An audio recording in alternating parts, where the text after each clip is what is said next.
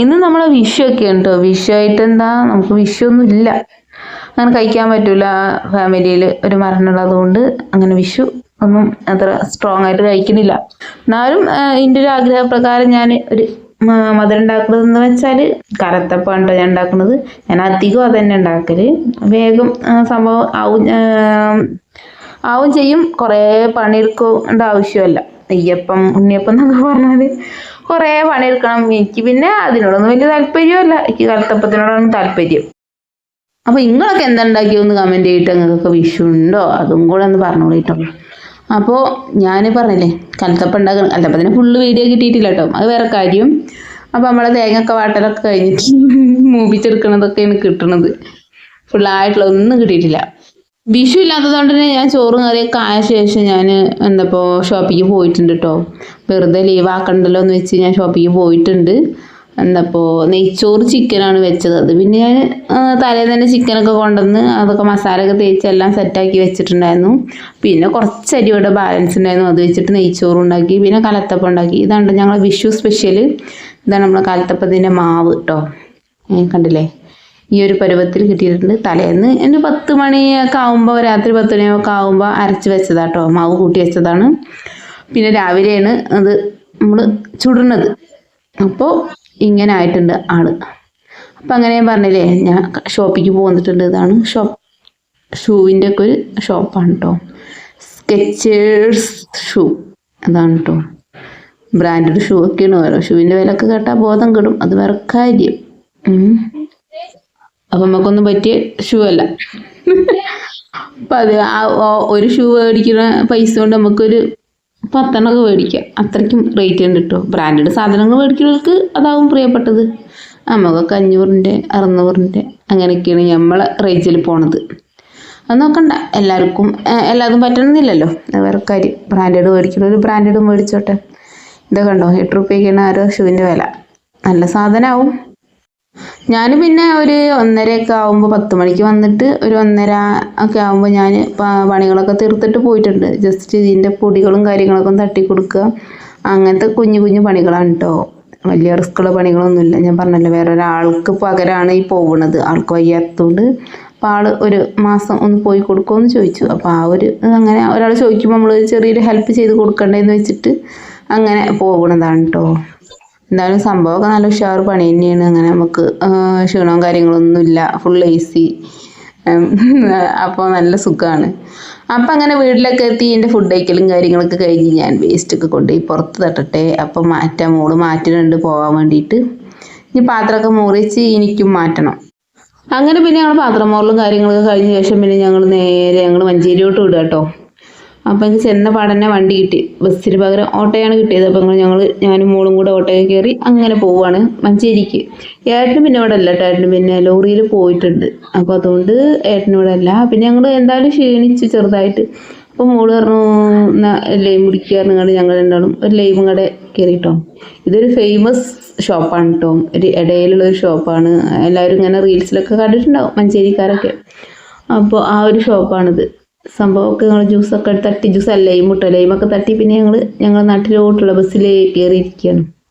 അപ്പം ഇനി പൂളമണ്ണ ചെന്നിറങ്ങണം. അവിടെ എത്തുമ്പോൾ പിന്നെ അനിയന് കൂട്ടാൻ വരും. അപ്പോൾ ആ ഒരു വിഷുവിന് വിരുന്ന് പോകുന്ന തിരക്കിലാണ് ഞങ്ങൾ. ബസ്സിൽ അത്യാവശ്യം നല്ല തിരക്കൊക്കെ ഉണ്ട്. എല്ലാവരും ഇങ്ങനെ വിരുന്ന് പോണതൊക്കെ ആയതുകൊണ്ട് നല്ല തിരക്കൊക്കെ ഉണ്ട് കേട്ടോ.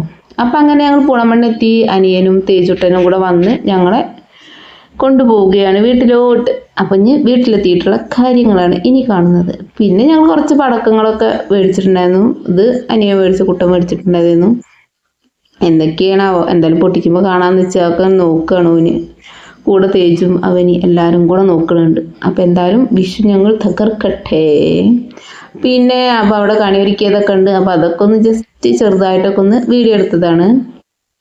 അപ്പം അങ്ങനെ നമ്മളെ കുഞ്ഞു വിഷു അങ്ങോട്ട് തീർന്നു.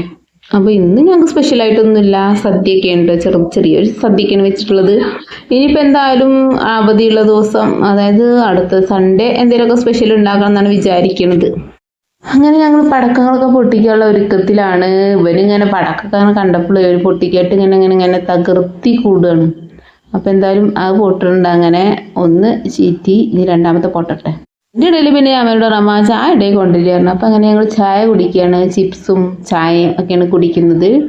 അപ്പോൾ വീട്ടിലെത്തി കഴിഞ്ഞാൽ പിന്നെ പൊതുവെ നമുക്ക് മടിയാവുമല്ലോ. ആ ഒരു സംഭവം എനിക്കുണ്ട്. അപ്പോൾ ആ ഒരു മടിയിലൂടെ ചായ കുടിക്കുമ്പോൾ നല്ലൊരു സുഖമാണല്ലേ. ഇന്ന് നമ്മൾ ഉണ്ടാക്കിയ ചായ ഇങ്ങനെ കുടിച്ച് നമുക്ക് നമ്മുടെ വീട്ടിലെത്തുമ്പോൾ നമുക്ക് നമ്മളെ അമ്മമാർ നമ്മളെ മുന്നിലേക്ക് ചായ കൊടുത്ത് തരുമ്പോൾ ഒരു പ്രത്യേക രുചിയാണ് ആ ചായക്ക്. അപ്പോൾ ആ രുചിച്ചുകൊണ്ടിരിക്കുകയാണ് ഞാനും.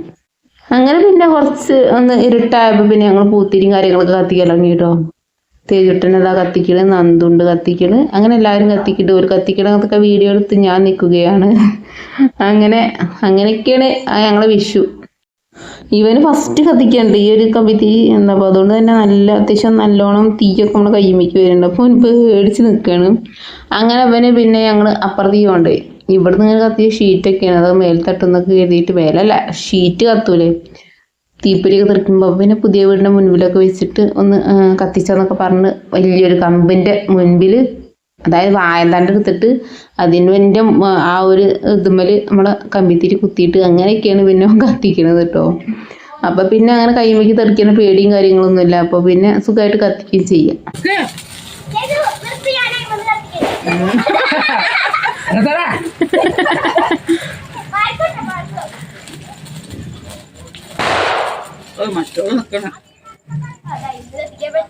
അപ്പൊ നല്ല മൂക്ക് നല്ല പേടിയാണ് കേട്ടോ. ഓളങ്ങനെ കത്തിക്കാൻ ഇതിനൊന്നും നിൽക്കണില്ല. ഓളറിയാം ഈ പടക്കം പൊട്ടണ ഒച്ചയും ഗുണ്ടൊക്കെ പൊട്ടണ ഒച്ചയായിട്ടുള്ള പറയണേ വിഷു ഒന്നും വേണ്ടിയിരുന്നില്ല, എന്തിനാണ് ഇങ്ങനെ പൊട്ടിക്കണമെന്നൊക്കെ പറഞ്ഞിങ്ങനെ ചെവിയും പൊത്തി നിൽക്കുകയാണ് കേട്ടോ ഓള്. മറ്റൊരു പിന്നെ അങ്ങനത്തെ പേടിയും കാര്യങ്ങളൊന്നുമില്ല.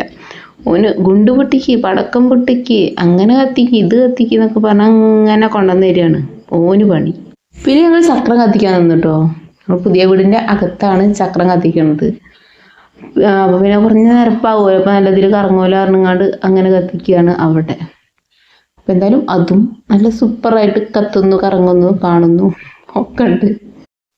പിന്നെ ഞങ്ങൾ വാർപ്പിൻ്റെ മുകളിൽ കയറിയിട്ടാണ് പിന്നെ പൂക്കുറ്റിയൊക്കെ കത്തിക്കണം, മത്താപ്പൊക്കെ അല്ലേ അതൊക്കെ കത്തിക്കണം കേട്ടോ. അപ്പോൾ അതും നല്ല രസമുണ്ട് കാണാൻ. അപ്പോൾ ഒരു കയ്യിൽ പിന്നെ എന്താ പറയുക ക്രിക്കറ്റും കാണുന്നുണ്ട് കത്തിക്കണമുണ്ട്, അങ്ങനെയാണ് ചെയ്യണത് കേട്ടോ. രണ്ടും വേണം. അപ്പം പറഞ്ഞാൽ ഫോണോ അതിലേക്ക് ചാടണമെന്ന് അങ്ങനെ ഇങ്ങനെയൊക്കെ പറഞ്ഞു അവനെ ചീത്തറിയുന്നുണ്ട്. അപ്പം അതിൻ്റെ കൂടെ വേറെ എന്തൊക്കെയോ കത്തിക്കുന്നുണ്ട്, അതൊന്നൊക്കെ ചീറ്റി പോകുന്നുണ്ട്. എന്താ ചെടിയോ അതൊക്കെ കത്തിക്കുന്നുണ്ട്, അതൊക്കെ പാളുന്നുണ്ട്. എന്താണ് ഇവൻ്റെ കയ്യിലല്ലേ കവറ്, ഇവനെ അങ്ങോട്ടും ഇങ്ങോട്ടും അണക്കി അതിൻ്റെ തിരിയൊക്കെ ഒടിഞ്ഞിട്ടുണ്ടാവും. അങ്ങനെ പിന്നെ ഞങ്ങൾ ഫുഡ് കഴിക്കലും കാര്യങ്ങളൊക്കെ കഴിഞ്ഞ ശേഷം ഞാൻ പറഞ്ഞില്ലേ അകത്തൊക്കെ നല്ല ചൂടാണ്, ഒന്നാമത് ഷീറ്റല്ലേ. അപ്പോൾ പിന്നെ ഷീറ്റിട്ട ആ ഒരു ഇതായതുകൊണ്ടും ഒക്കെ പാടെന്തോ ഭയങ്കര ചൂടാണ്. അപ്പോൾ പിന്നെ ഞങ്ങൾ എന്ത് ചെയ്തു, എന്തായാലും വാർപ്പിൻ്റെ മുകളിൽ അങ്ങോട്ട് എല്ലാവരും കൂടെ കടക്കാട് തീരുമാനിച്ചു. അപ്പോൾ ഞങ്ങളെല്ലാവരും കൂടെ അവിടെ വാർപ്പിൻ്റെ മുകളിലാണ് ഇന്നത്തെ ഞങ്ങളുടെ കിടത്തം. അപ്പോൾ ഇത്രയൊക്കെ ഉള്ളൂ, കണ്ടില്ലേ. പിന്നെ രാവിലെ ആയി, ഞങ്ങളെല്ലാവരും എണീക്കുകയാണ്.